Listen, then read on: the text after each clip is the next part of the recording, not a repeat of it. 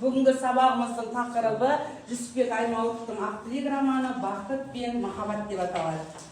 Ары қарай балалар, енді біз жаңағы сұрақтар. Енді балалар, қазір біз осы Ақтілек романын біз бірнеше сағат болды өтіп жаттық. Ақбілек ауыл қызы, ол оқымаған еді басында, оның тағдыры өте қиын болды. Кейіннен ол оқып, білім алып, өзі елге де сыйлы болды, әкесіне де жақсы жағына білді. Яғни сол кезеңде оның көзі жетті, оқымаған әйелдің қапастағы құс екенін, қор болатынын білді. Қор болатындығын білді, жақсы. Келесі. Сол күзде қазақ қыздар тәрбиелі. Дұрыс айтасың. Енді қараңыз, мен сол Ақбілектің бейнесіне қарап, халық арманы не деп түйіндер едің?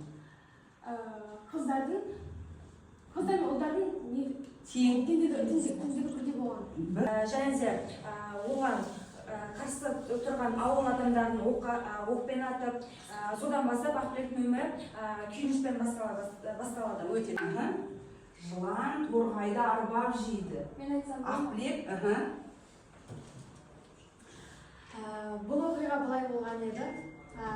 Ақбілек ауылына орманмен келе жатқан кезде, бір жыланның қашып келе жатқан кезде, ауылын іздеп келе жатқан кезде, бір жыланның торғайды арбап, көзімен арбап жегелдің бойында бар мінездер, өте жақсы балалар. Отыра ғой. Бұрынғы заманда әйелдің құқығы болмаған әйелдер отырсыңдар. Бірінші топ Ақбілек пен Бақытсыз Жамалын салыстырасыздар. Екінші топ Ақбілек пен Қартқожа романы. Бұның барлығы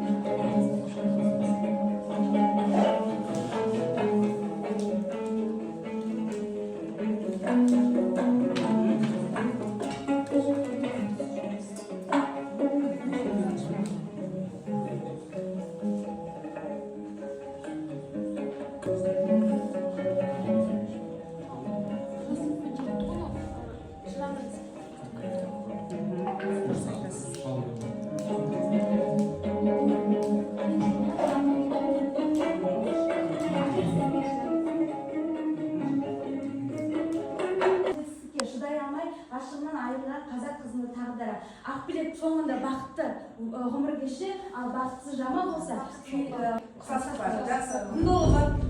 қазақ қоғамындағы әйел теңсіздігін суреттеу, әділетсіздіктер сарынын сынау, қазақ қоғамын көрсету. Дұрыс айтасың. Яғни бұл жерде отбасы тәрбиесі, балалар, отбасы арасындағы қарым-қатынас, өте жақсы. Балалар, тыңдап отырсыңдар ма? Кәне қошеметтеп қояйық, жақсы, өте жақсы. Отыра қойыңдар. Қарамастан, ол өз бақытын, өз еркіндігін ала білді. Өте жақсы. Қартқожа романында шемасының қандай еді?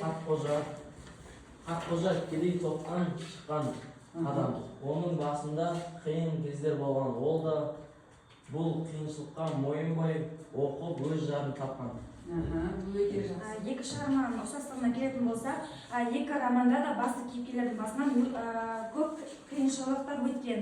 Және де Ақбілек әйел адам болғанмен, Ақбілек әйел адамы, ал Қартқожа еркек адам болғанмен екеуінің тағдыры ұқсас болған. Ал айырмашылығына келетін болса, Ақбілек романында көбінесе әйел теңсіздігі тура сондай жағдай, яғни кедей тапшылықтан қысым көрген. Балалар, кәне бұлардың жауаптарына қошеметтеп қояйық. Келесі тапсырма балалар. Енді бұл жұптық жұмыс балалар. Екі-екіден орындайсыздар, дәптерлеріңізге бүгінгі күнді жазып, Ақбілек романындағы бағана мен эпиграф етіп алған сөзге енді әдеби сын жазасыздар. Топ формуласы бойынша. Кестесіз екі адамнан жұмыс жасаймыз. Қандай кейіпкер жайлы болмақ деп ойлайсыңдар? Ақбілек, ал енді жүрек нені білдіріп тұр?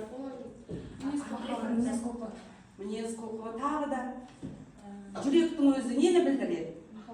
махаббатты білдіреді, өте тамаша балалар. Ендеше қазір біз топқа бөлінеміз, мынаның артында сан